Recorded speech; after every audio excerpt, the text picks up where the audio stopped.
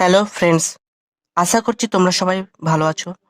আজকে যে বিষয়টি আমরা শিখব সেটা হলো use of let and let's. তাহলে আমরা লেট শব্দটি কখন ব্যবহার করব এবং আমরা কখন লেট শব্দটি ব্যবহার করব সেটা আমরা এই ভিডিওতে শিখব। Let, to allow or take permission someone to do something. কাউকে কোনো কিছু করতে অনুমতি দিতে বা অনুমতি নিতে যখন আমরা ব্যবহার করব তখন এই লেট শব্দটির ব্যবহার করব। এর কিছু এক্সাম্পল আমরা দেখে নিই, তাহলে আমরা বিষয়টি ভালো করে বুঝতে পারবো। লেট মি গো, আমাকে সেখানে যেতে দিন। আমাকে যেতে দিন। লেট মি গো মানে হচ্ছে আমাকে যেতে দিন। লেট মি সি, আমাকে দেখতে দিন। লেট মি গো দেয়ার, আমাকে সেখানে যেতে দিন।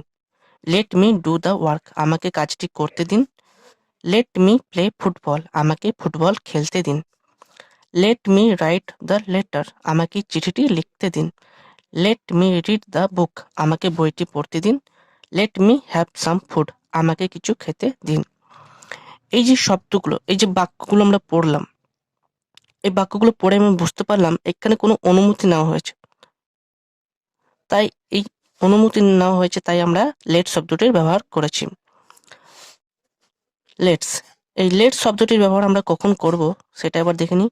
When we work together or do something with someone, যখন আমরা কোনো কাজ একসঙ্গে করব অথবা কোনো কাজ আমরা অন্য কোনো একজনের সঙ্গে করব, তখন সেই সময় আমরা লেট শব্দটির ব্যবহার করব।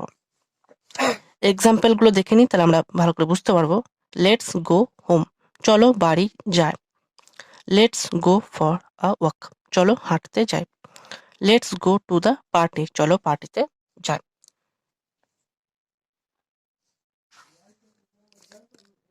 Let's go to the garden, চলো বাগানটিতে যাই। Let's help the poor man, চলো গরিব মানুষটিকে সাহায্য করি। লেটস অ্যারেঞ্জ এ মিটিং, চলো একটা মিটিং অ্যারেঞ্জ করি। লেটস মিট দ্য চেয়ারম্যান, চলো চেয়ারম্যানের সঙ্গে দেখা করি। Let's go to the restaurant, চলো রেস্টুরেন্টে যাই।